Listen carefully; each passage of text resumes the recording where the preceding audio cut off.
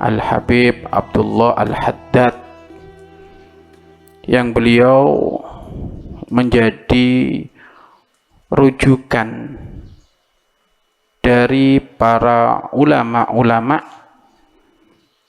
dan beliau termasuk ulama yang sekaligus diangkat oleh Allah menjadi kekasihnya, sehingga beliau mendapatkan julukan Qutbul Ghaus. Kutub itu termasuk jenis dari beberapa orang-orang yang diangkat derajatnya menjadi kekasihnya. Al-Kutub bahkan masuk kepada wilayah pemimpin dari para wali-waliullah. Al-Qutbul Ghaus atau Qutbud Da'wah wal Irsyad, itu adalah julukan beliau. Tidaklah beliau dijuluki dengan julukan yang istimewa seperti itu, melainkan beliau adalah orang-orang yang memang menggadaikan waktunya untuk kepentingan Allah. Kehidupan beliau hanya untuk Allah, harta beliau hanya untuk Allah. Dan dikatakan beliau itu kalau sudah ibadah kepada Allah, tidak terasa dalam sehari semalam 200 rakaat kelewat. Maka jangan pernah mengaku menjadi kekasih Allah kalau ternyata nggak biasa tenggelam dengan kenikmatan ibadah seperti itu. Kita bayangkan 200 rakaat. Beliau biasa saja. Ini menunjukkan beliau termasuk adalah orang yang benar-benar urusan dengan Allah total. Begitu dahsyat. 200 rakaat itu ibadah sunnahnya, ibadah fardunya ya jangan ditanya. Dan beliau termasuk orang yang diuji oleh Allah mulai dari usia kecil. Pandangan beliau secara zahir dicabut oleh Allah, alias buta.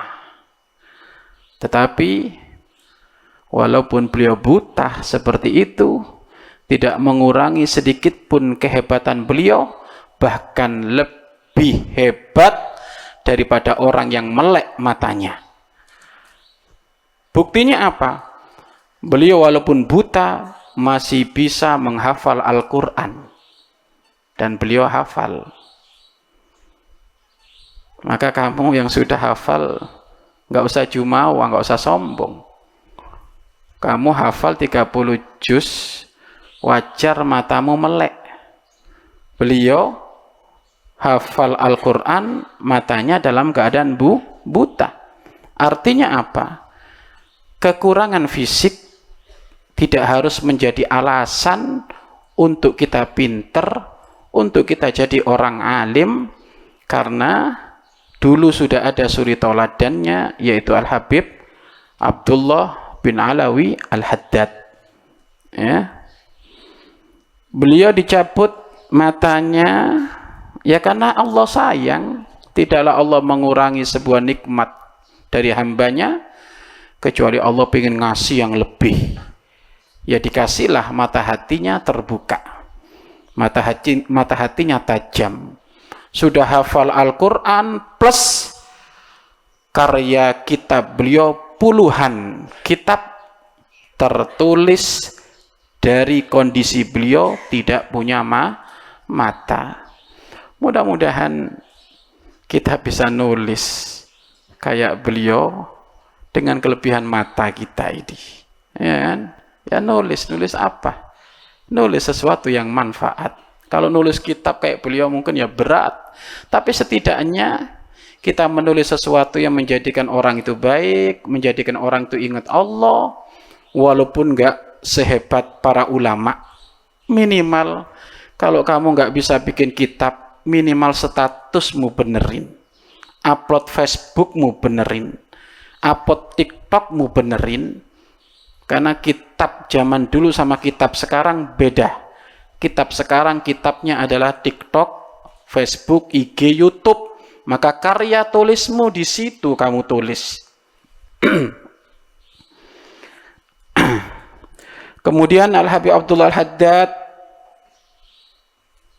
beliau dilahirkan ada di Hadramut, tepatnya ada di kota Sabir, pelosok kota Tarim, Hadramut. Beliau lahir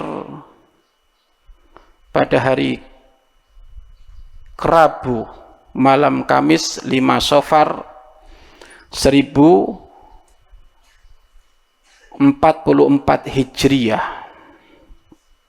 Ya.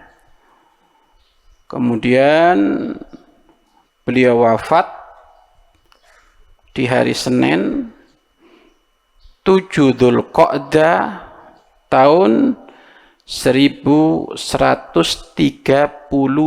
Hijriah, dan beliau dimakamkan ada di pekuburan Zambal, Hadramut, Yaman sana ya.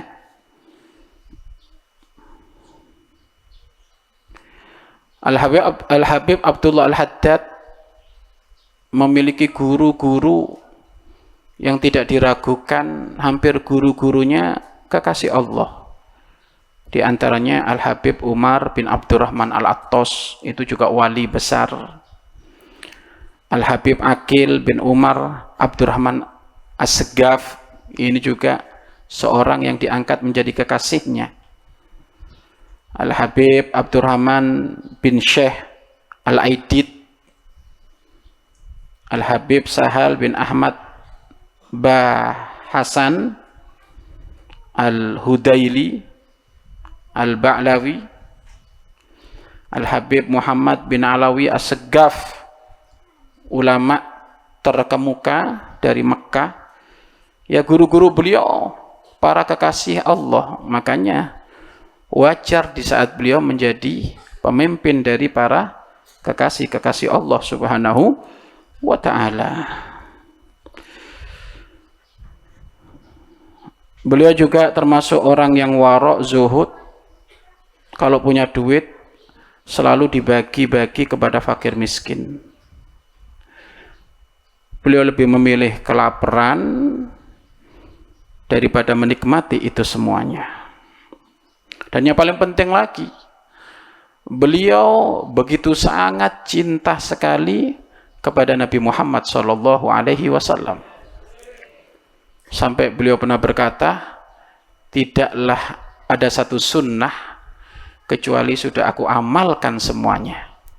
Tidak ada sunnah Kanjeng Nabi Muhammad kecuali sudah dijalankan oleh beliau, kecuali rambut panjang.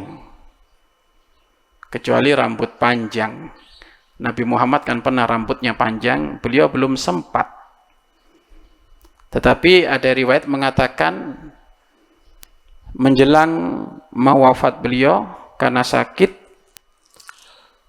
akhirnya nggak sempat potongan rambut, akhirnya rambutnya panjang, hampir sama kayak rambut panjangnya Nabi Muhammad SAW. Rasulullahnya yang nggak mau dia itu ketinggalan satu sunnah, sehingga oleh Allah dikasih kesunahan juga rambut panjang. Tapi anak-anak zaman sekarang sunnah Senin Kemisnya hilang, panjangnya rambutnya yang diurus. Sudah gitu ditambahin warna hijau kuning, akhirnya kita semuanya keheranan, kok ada musang di tengah rumah atau di tengah dunia. Ya itu sekilas tentang Al-Habib Abdullah Al-Haddad atau Al-Habib Abdullah bin Alawi Al-Haddad.